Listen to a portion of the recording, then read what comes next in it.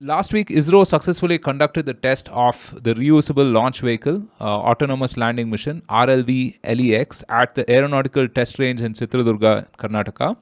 The RLV was airlifted by a Chinook helicopter flown by the Indian Air Force to an altitude of 4.5 kilometers and released mid-air.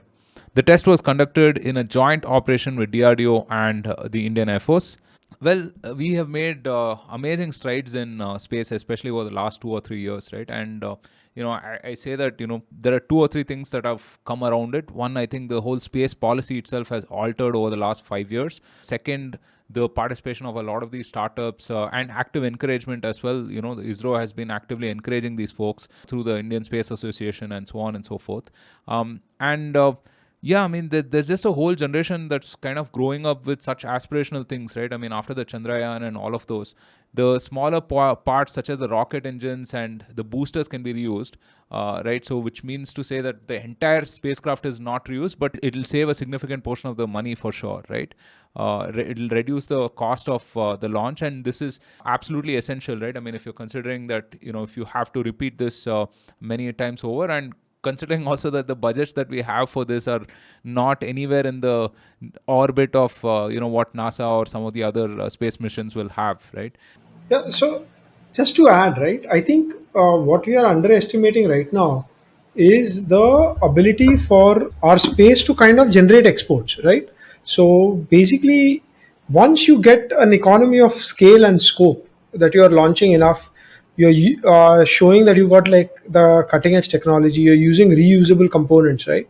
So this allows third countries to use India as like a launch pad for launching their own kind of satellites, for like managing their weather and their things, right? Their data, etc.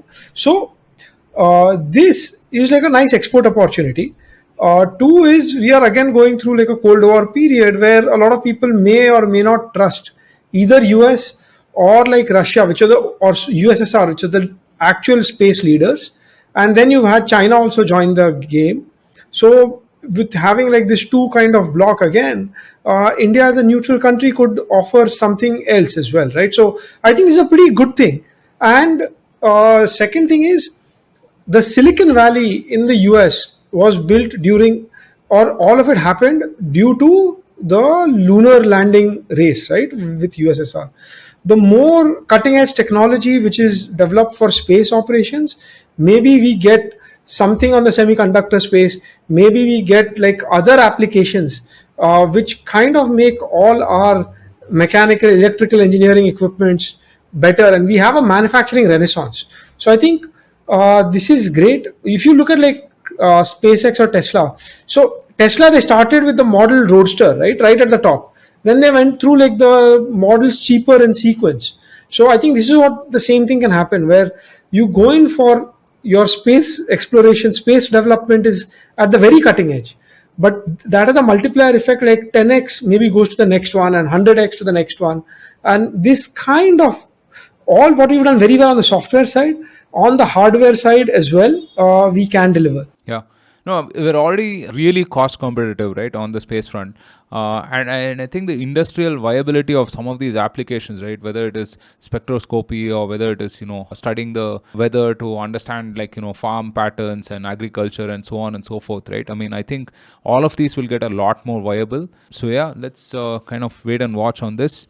French President Emmanuel Macron and European Commission President Ursula von der Leyen met with Chinese President Xi Jinping on April 6th. The three leaders held a trilateral meeting, and the talks were focused on convincing President Xi Jinping to use his influence with the Russian leader Vladimir Putin to end the Ukraine war. Macron was quoted as saying, I know I can count on you to bring Russia to its senses and everyone to the negotiating table. He was, of course, talking to Xi Jinping. China's EU ambassador said China was not with Russia on the Ukraine war and that no limits is nothing but a rhetoric. Nirav, what is all this banter about? Okay, so Europe, if you really looked at it, it used cheap energy from Russia to manufacture stuff and sell like capital goods to China. And whereas buying all the lower end manufactured goods from China. So trade between EU and China is bigger than trade between China and the US. So biggest trade partner for each other, if you count EU as a single country or single bloc, is China and vice versa, right? Now what has happened is EU can't do without your biggest customer and your biggest supplier. So biggest supplier they've kind of lined out. So instead of buying like cheaper Russian gas coming via pipelines, they have to buy more expensive LNG, which is transported from Qatar, or like crude oil, which is again transported by sea from UAE and Saudi, right? So they cannot afford to antagonize China the way US can. So it's in their best interests that both the invasion of Ukraine kind of stops, or you reach some sort of a stalemate, which may not be in the best interest of Ukrainians or may not be in the best interest of Russians. But this allows, probably, if there is some sort of a ceasefire and a peace accord, then it allows them to again import cheaper Russian energy.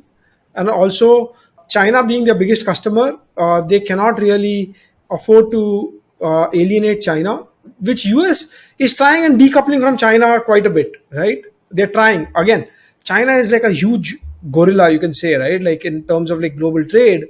EU, it's in their best interest to reach some sort of a peace accord, and that's what they're trying to do. Now, who will be how successful, etc., we don't know. But as you saw, like Macron as well as the leader of EU, so all these guys are going to try and placate with some sort of like a white flag-ish kind of a thing, and global trade is like a lubricant for all.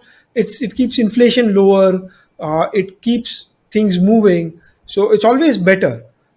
If you go into a broken up world, polarized multipolar world, it leads to lesser efficiencies, so the cost of living, etc., goes up. Things are a little more difficult, but it makes each one self resilient. So that's always a little bit suboptimal. But this is what they're trying to do. I don't know how much will Xi Jinping or Putin heed to it. As much as EU needs China, China also needs EU, because China imports capital goods and like more advanced goods from Europe and sells them all the cheaper goods, right? So there is like a symbiotic relationship there as well. And China tried to close themselves out to the world during like COVID, and they're like a very rapid reopening. So there are a lot of things in flux. I think there are a lot of things in flux between China and US over Taiwan, over chips, over all these things, right? So this is one effort to try and bring back normalcy. Only time will say who is successful to what extent and who has more leverage on which party.